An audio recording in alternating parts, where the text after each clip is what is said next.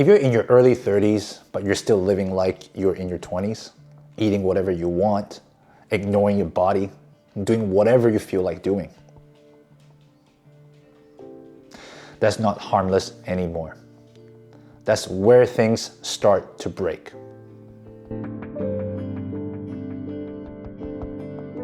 I'm turning 35 this year, so I've lived almost 5 years into my 30s now.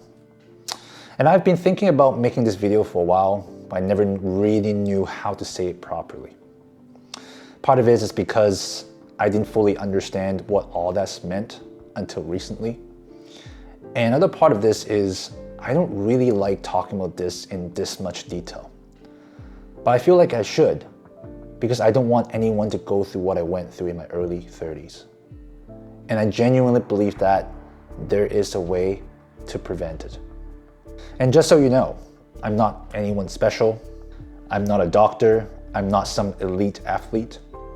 I'm just a normal person who went through something hit me physically and mentally and had to figure things out on the hard way. And maybe I'm just stupid enough to start a YouTube channel thinking I can actually help people with this.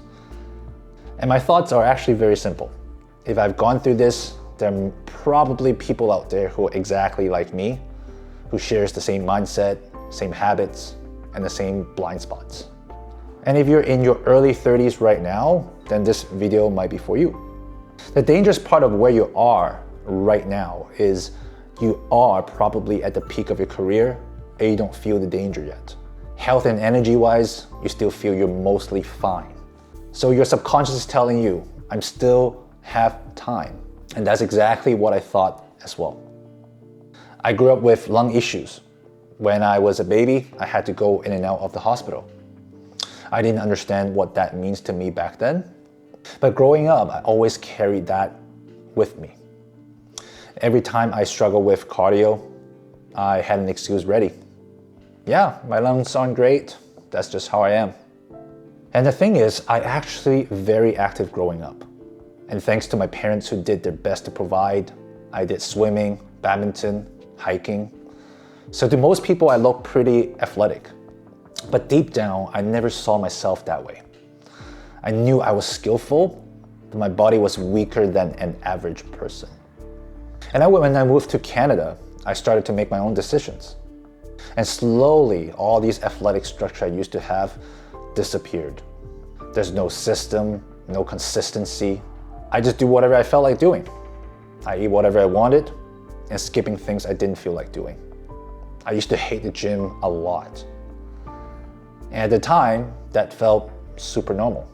But looking back now, that was me slowly ignoring my body. And then I turned 30. 1 month into my 30s, I went on a hike with my dad. We were training for a backpacking trip. And I thought I was in a pretty good shape. On that hike, out of nowhere, I felt this pain. And I still don't know how to describe it, but it was so bad, I couldn't walk normally on a flat surface. And even then, I didn't want to go to the hospital. I hate hospitals. My mom passed away a few years before that. So in my head, going to the hospital means something is seriously wrong. So I delayed it. We went home first. We even had lunch. And I still, at that time, keep telling myself, it's probably nothing. It wasn't nothing. It was a collapsed lung. And when the emergency doctor told me that, I didn't even understand what that meant. But the way he explained it felt normal to me at that time. He said, we'll put a chest tube in. Once the air is out, you'll be fine. And I believed him. But the pain never went away afterwards. The next day, I started losing blood. Not a little, but a lot. Way more than what's normal. And because of that, I had to go through a much bigger operation. And I remember waking up from the surgery and realizing I'm way worse than I thought I was, way worse than how the doctor made it sound. For the very first time, I had to accept something I never thought about before. I might actually be way closer to death than I ever thought I was. And I was in my early 30s. And here's the part I want you to understand. This incident didn't happen because of one hike. It happened because for years, I wasn't taking care of my body properly.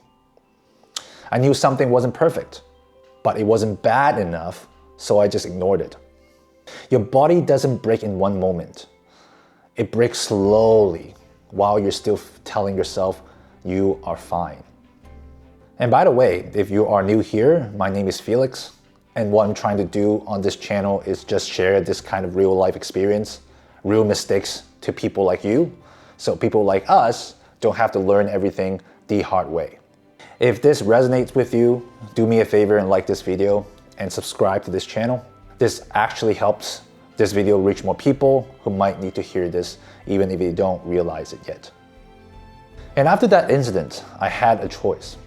I could keep living the same way, or I could finally take this seriously. And that's when running came in for me. I didn't start running because I loved it. I started running because I needed a system that forces me to take care of my body. And I finally stopped taking care of my body randomly and started building a health system. When I signed up for my first marathon, that wasn't just a race. That was me telling myself, I'm done ignoring this. So whatever you're dealing with, it might not be lungs, it might be something else. If you've been ignoring your body, you probably already know it. So what can you do now? Simple.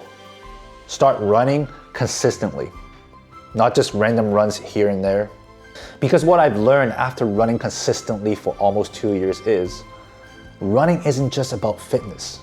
It's one of the simplest ways to rebuild your body from inside out. And if you commit to it, it can change everything for you. Imagine having a much sharper brain going to work. Imagine having more energy to do more things in life. Yes, all that is possible if you're able to stay consistent, because it has been for me. I'm now training up for my second full marathon, and I'm getting more energy through the training that I did. Sounds counterintuitive, right? But it's true for me once I get consistent long enough. So the real question is, are you going to wait until someone forces you to change? Or are you going to do something about it right now? I'm creating this YouTube channel not just to tell you, but to show you in real time my transformations, my struggles, and my progress. If you make it this far into this video, I have so much faith in you that after this video, you will do something about your health. How do I know? Because I'm not anyone special. So if I can do it, you can do it too. And if you do, comment underneath and let me know. My name is Felix, just figuring things out, one run at a time. I'll see you on the next one.